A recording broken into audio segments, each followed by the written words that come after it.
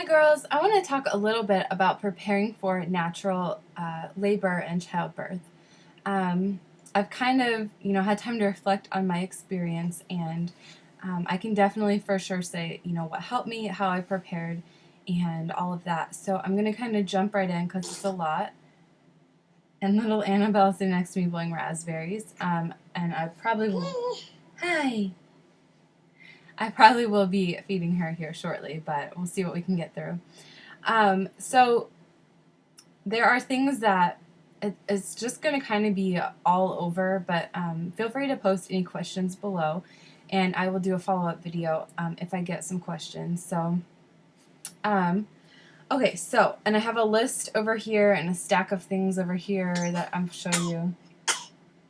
You want some attention, don't you? So, okay. The first thing I did to really prepare for natural birth was to read birth stories. For one thing, when you read birth stories, you can get a real sense of how birth is supposed to be. And by reading birth stories, and this is a natural childbirth video, so that's what I'm going to be talking about, you want to read natural birth videos or stories. Okay, so yes, natural birth stories. One of the best sources that I've found for reading natural birth stories is Ina May's Guide to Childbirth. It is, in addition to birth stories, it's full of information, but the birth stories are just really great to read because it tells you how birth can be, what is normal, and how women got through obstacles, because there's so many birth stories. You can hear things that happen, and for me, reading birth stories gave me a lot more faith in my body's ability to birth a baby. My first time around, I had an epidural. They told me my tailbone might break, the baby was big. I was afraid of feeling all of that. So I didn't really educate myself. I just listened to what I was being told, knew I didn't want to feel that, and got an epidural and an induction so the baby wasn't too big. And he was 8 pounds and 3 ounces at 39 weeks. But I didn't have faith in my body at that time. And then once I had him and everything was fine and I knew my body could do it, then that's what made me desire a natural birth the second time around. It wasn't that I was against natural birth the first time, I was just afraid, and that's just me being completely honest. And then once my body did it, I was like, okay, well, clearly my body can do it. And so reading all these stories kind of helped tell me how our bodies do it. So, yes, this is a really great book. And another book, this is not like a typical book you would think of, but it's called Birth. And in this book, it's the history of birth. It's very interesting. Here are some of the chapters: evolution of the female body, midwives throughout time, the hut, the home, and the hospital, pain relief, the cesarean section, the dawn of doctors, tools and fads, a father's place, the postpartum period. So it's like the whole history of birth, and it's just interesting. It really tells the story of how, what birth was and where it is now in modern society. And so this is a book I really recommend if you're interested in our system in the U.S. So, okay, going down my story, or my list. Okay, so you should have like a birth preferences list, like something you can look over to help you be aware of your preferences and your options. Because when you go through a list like that, there's a lot of things that you might not have thought of. In one of my videos, I go over the birth preferences list, but for example, there's early labor. Do I want to labor at home or head directly to the hospital? Admit to the hospital. Do I want an IV? Do I want a saline well? No IV, clear fluids, eating and drinking to hunger or thirst, continuous monitoring, intermittent monitoring, Doppler only monitoring, labor options. Do I want to be able to move around? I think it's time to feed her. But you kind of get the idea. Say hi, Annabelle. Hi. I'm a hungry monkey. I'm a hungry monkey. Right. Okay. So I can link that list if you guys want it. Let me know, and I'll try to do that for you. Maybe I'll put it on Facebook or something, and you can find it over there. Okay, get your hand out of your mouth. Oh, there you go. Okay, so birth preferences, just a list of things to get you thinking is really what that is. Okay, so kind of along with reading birth stories is watching natural births. There is, on YouTube you can see lots of births, but if you're going naturally, watch natural births. That just makes sense to me. There's this site called www.mybirth.tv, and it's kind of like a baby story. There will be like 3 parts, like 3 different videos, and it will be like, you'll see the woman when she's pregnant, and then you'll see a video of early labor, and then you'll see a video of like the delivery and aftermath. So you get to see a lot of natural births, and it again kind of builds your confidence in that your body can do it. It's not for everyone, but I really think it helps you do it. It helped me a lot. You want to think about what relaxes you and communicate that with your support people. If you want the lights out, great. Make sure they know that so they can do it. If you want the room cold or warmer, let them know. If you want people talking in the room, let them know. If you'd rather be quiet, let them know. Things like that. Kind of know what relaxes you, and it's going to change in the moment. Like, one of the most relaxing things to me is having my feet rubbed, but my husband started doing that in labor because I told him I thought that I would like that, and somehow how he was rubbing my feet, he was hitting the pressure points, and it actually made my labor like 10 times stronger, and I was like, stop. So not everything is going to help that typically relaxes you, but the key is communicating that with the support people. Decide where you want to labor and where you'll be the most comfortable, and then think also about what that means about getting to the hospital if you're going to deliver in a hospital or birth center. For me, I knew I would be most comfortable in early labor at home. I didn't want to have the baby at home. I didn't want to have the baby in the car, so I had to make sure I timed everything to get to the hospital on time.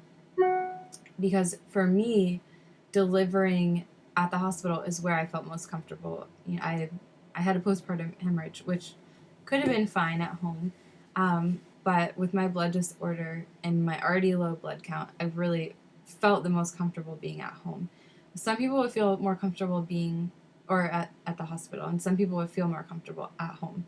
So just kind of know your situation, know what risk level your pregnancy is, and just make an educated decision. And I think the key to having a natural birth in our society in a hospital is education. I think if you go in kind of wish-washy, like, well, I want to try this, but if it doesn't work, then I'll get an epidural. Because then they're more likely to offer you an epidural or offer you IV pain meds and things like that. If you're like, I'm going to have a natural birth, then great. But you also have to understand, I'm talking about if everything is going perfectly. Obviously, if something's happening with the baby or the mother's health is at risk, you're going to deviate from your ideal plan, and you have to kind of prepare for that ahead of time and be okay with it. So if that would happen, you'll be ready for it. Another thing I think is important is to hire help. And what I mean by that is to hire a doula. Traditionally, throughout time, when a woman goes into labor on, when she's pregnant and it's her time to have a baby, that's not the first birth she's ever been to. She's seen her mom have babies. She's seen maybe her sisters and her aunts. Um, so birth isn't traditionally has been a normal thing, um, and traditionally women have been attended to by midwives and grandmothers and mothers and aunts and sisters. So being surrounded by women um, is a really great help. Your husband is going to, or partner is going to be a good support, but in a lot of cases, that person is not going to be a woman. And they're not going to be able to help you the same way as a woman, especially a woman who has been through childbirth before, can. One thing your partner can do that maybe your hired help wouldn't do is intimacy in labor can really help relax and speed things along. So, hugging and kissing and slow dancing and massage and things like that can really help relax you and get things moving along. So my husband and I, we, kissed when I was in labor, we danced when I was in labor, and things like that. And it really helped relax. And I think he felt good being that intimate partner in the birth. Research natural methods to move labor along if you run into that, such as like pumping for nipple stimulation to help contractions, um, walking up and down stairs, just things like that that can, if needed, you could say, well, can I try this first before you would agree to like Pitocin or something like that. So kind of know what your options are ahead of time, because in the heat of the moment, you're not going to want to have to think about it and figure that out. So I think it's important, if you're going to have your baby in the hospital, to take a tour of the hospital and ask questions, because the hospital is very medical. But if you can take that tour and ask questions like, do you have a birthing ball? Do you have a birthing bar? Do you have a birthing stool? Am I going to be able to, like, do you have portable monitoring, or will I have to be in bed? Do you have monitoring that is waterproof where I can be in a tub? Do you have a tub? Do you have a shower? Do you offer heat packs or cold compresses, or all those kinds of questions. So you'll be better prepared to know what the hospital has and know what you want to have in your labor to bring with you. A lot of times, if you do hire a doula, they'll have a bunch of stuff. Like my doula had a birthing stool, and she had a whole bag of stuff that she showed us in prenatal visits, so we knew what she was bringing.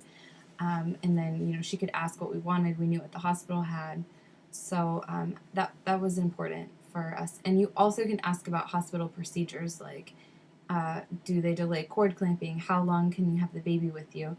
So you know what's standard, so you know when to intervene and tell them, no, wait, I want to delay the cord clamping if that's something you want to do. I want to delay newborn procedures. I don't want the drops in the eyes right away. I want the baby to have X amount of time to see, his or her mom and dad, and get to know us. And you don't want the baby to have a bath, or you don't want them wiped down right away. You don't want a cap put on their head right away. Again, assuming all things are normal. You want to kind of know ahead of time, so that in the heat of the moment, you've already made those decisions. And then for me personally, I took some supplements to help make labor more effective. And again, these are things you have to research and decide, for yourself. But I took red raspberry leaf, and I took the capsules because I did not care for the tea. A lot of people like it, but I didn't. And I took evening primrose oil orally. And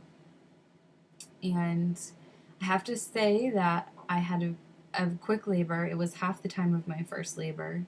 I really do feel like the evening primrose oil helped to kind of soften things up.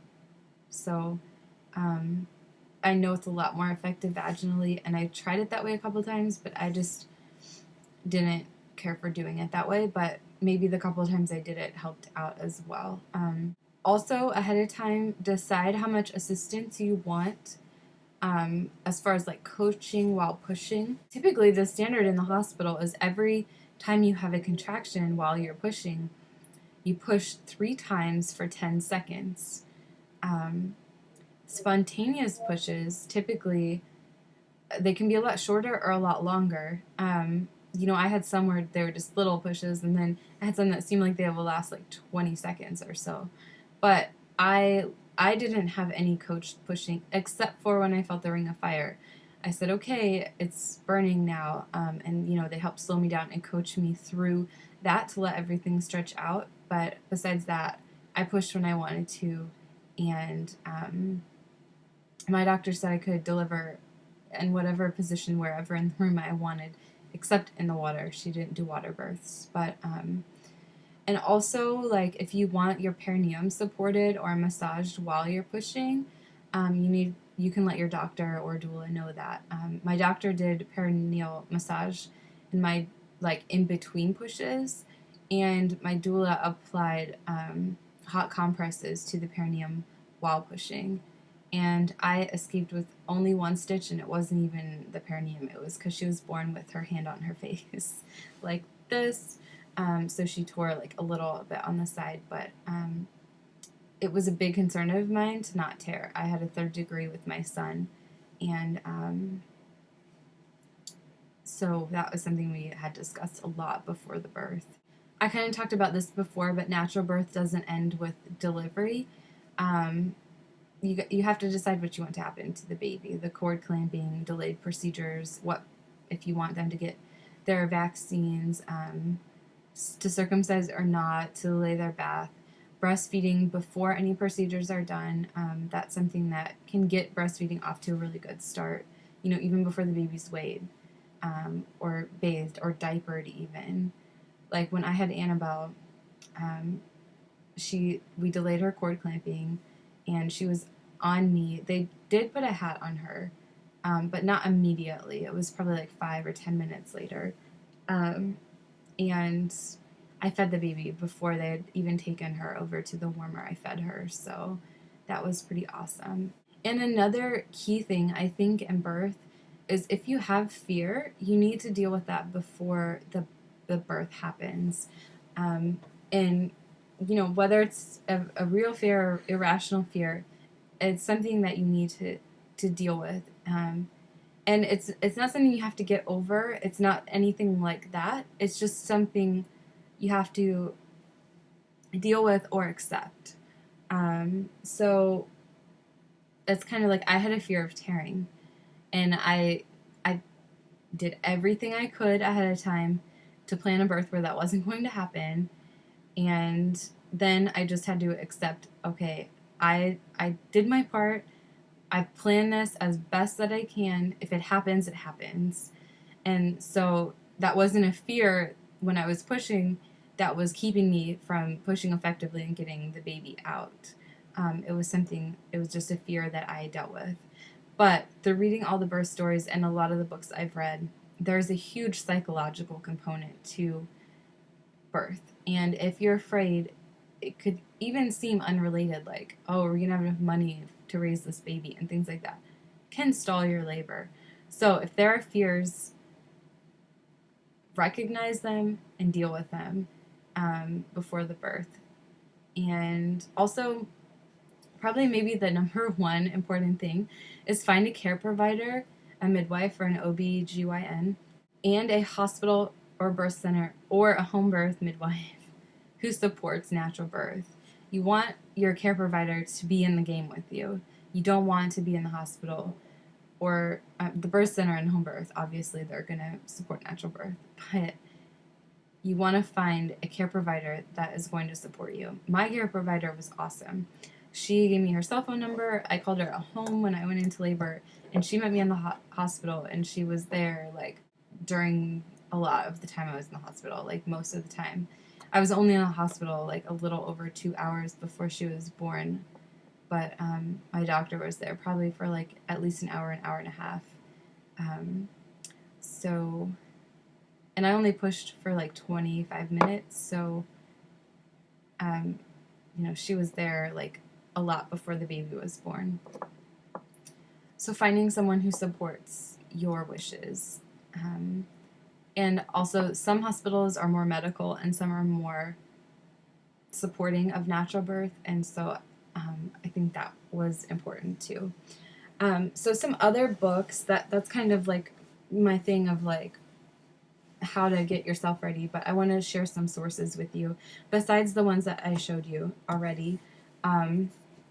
This is another book that I read, Natural Hospital Birth, by Cynthia Gabriel, and it is really great. It tells you about preparing for your baby's birth, feeling safe, you can do it, getting attached to your birth plan, creating a supportive team, and extra support for special circumstances. Then it tells you about giving birth, what it feels like, laboring at home, active labor, taking your time, coping with meaningful pain, when progress slows, concerns about your baby's heartbeat, pushing and giving birth, and after birth, birth your way, and it tells you kind of how to get past the obstacles in the hospital. It's a really, really great book for if you desire natural hospital birth. This book is more for your birth team, your husband or your partner, or doula, but doulas read this book. It's called The Birth Partner. It's currently in the 3rd edition by Penny Simkin. And I'm not done reading this book yet, but I'm working on it. And it's just a really great book for support people. It's a required reading through DONA, who certifies doulas. There are lots of certifying groups, but this is definitely on the required reading list for doulas through them. And it also, speaks to the husband or birth partner that is not a doula. So it says a complete guide to childbirth for dads, doulas, and all other labor companions. So it's a really good read. Then books I haven't really read yet, but that I have and heard are good, are Gentle Birth Choices by Barbara Harper. And a lot of you have probably heard of this book, The Thinking Woman's Guide to a Better Birth. And then this is one of it's an option for the breastfeeding required reading for being a doula. It's called Breastfeeding Made Simple. And it's a different kind of breastfeeding book. I have, The Essential Guide to Breastfeeding and all of those kind of breastfeeding books I've read that tell you the science of it. And this, I would say, is more about the art of breastfeeding, about how in third world countries and throughout history, a mom never questioned if she was going to be able to breastfeed. It was kind of what had to happen, and how the more educated you are and the more modern society you live in, the more problems are created from breastfeeding. And some of them can't be helped. Like, if you have to work, you have to pump. You can't feed on demand when you're away from your baby. Like, modern society does definitely complicate things. But like I said, this talks more about the art of breastfeeding. So it's a really good book about how nature intended it to be. And it does address special situations. So, yeah. And then another book, this is a pregnancy book, but I'm just sharing it because I think it's a good read. The Complete Book of Pregnancy and Childbirth. So there is a childbirth component in this book. It's more like a textbook kind of, but this is kind of graphic, so warning. But, there are pictures of birth, and it's not full of pictures of birth, but it definitely educates you about the process. And, it's a good read for any pregnant woman because it covers pregnancy and childbirth. So I always find pictures like that. Some people are like grossed out by them, but I find them interesting and encouraging and evidence that your body can do it. That's what we were made to do.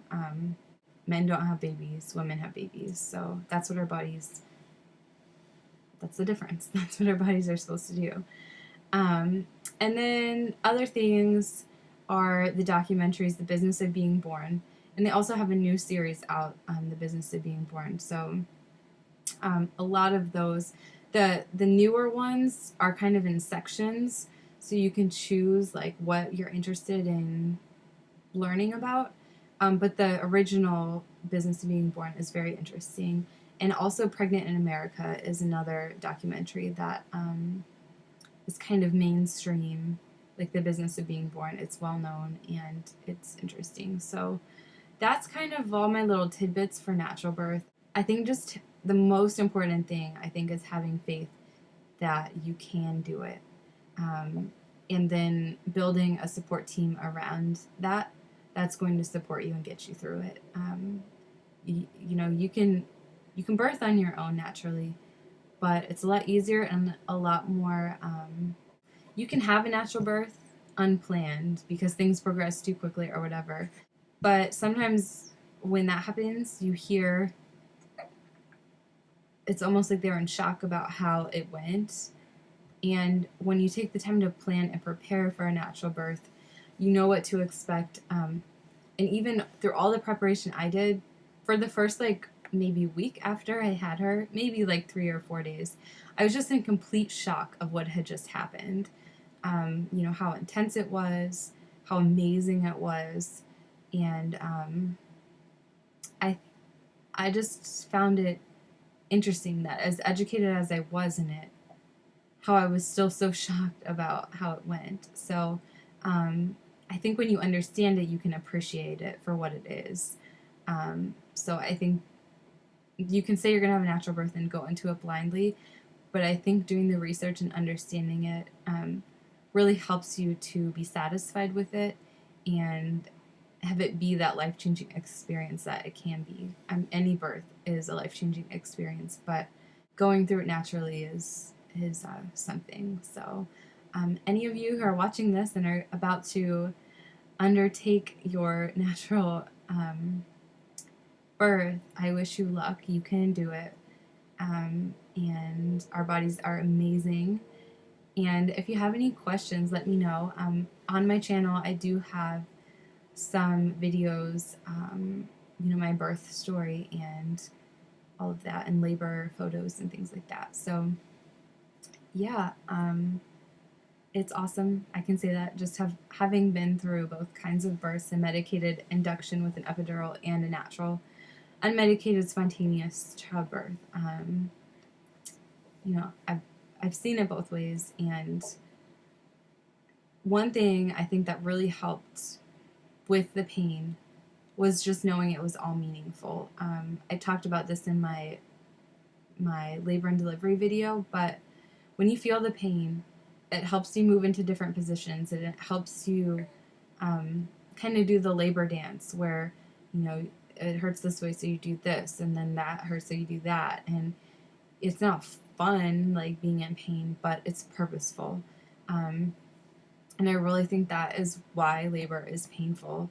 And choose whatever words you want. If you don't like that I'm using the word painful, substitute something else. But that is what, you know, I'm going to call it. So, and I don't think it was painful for me until transition. Like, it was uncomfortable, and it was maybe what I could in everyday life say hurt, but the real game starts in transition. And I think a lot of women hit a point in labor where they're like, I can't do this. But I think when you hit that wall, it's really encouraging and comforting to know, in most cases, that the baby is almost here. You're almost done when you hit that wall. I remember being in the labor tub during my labor, and you know, I had my heart set on a natural birth, and I had a doula, and my husband was there, like, you know, on my team, My doctor came in on her day off to be there with me, to support me through this natural birth. And I remember thinking, if this is going to last much longer, like the intensity of what was going on, I can't do this. I'm going to need an epidural. But at the same time, I was in so much pain, I couldn't even imagine sitting still for an epidural. So I was like, it was like, it would be nice, but it was something I don't even think I would have taken the risk to get it at that point, because I don't think I could have been still enough, and that made me nervous. But I asked to be checked, and I was 9.5 centimeters. So yeah, it hurt that bad because the baby was coming like now. And then the next contraction after I hit that wall, my body started pushing, and then 20 minutes later, I had my baby girl in my arms. So I'm not saying it always happens that way, but in my case, when I hit that wall, it was go time. So that's, I guess, another thing is, try to make sense of why you're hitting that wall. I'm not saying you can't hit it earlier. Or you might have a posterior baby, or something that makes it a little more complicated and more painful. But for me, when I hit that wall, she was almost here, and you hear that, and you see that in a lot of birth stories. The woman will be screaming, "I can't do this anymore," and they're like, "You're doing it. The baby's almost here," and the baby's born a couple minutes later. So, um, yeah, and there's a lot to be said about recovery after natural childbirth too. It was amazing. Like, I felt better the day of birth than I did like a month postpartum after my other delivery, and it was because I had a third-degree tear. But yeah, I felt better the same day. So that's pretty awesome. Hi, baby. Hi, baby. How you doing? How are you doing? Did you just have a milky in your tummy? Did you get milky in your tummy? And the result of birth, no matter how it happens, is a beautiful baby. Huh? Yeah. So happy birthday, and if I can help or answer any questions you have, leave them below. Thanks for watching, girls. Say bye. Say bye.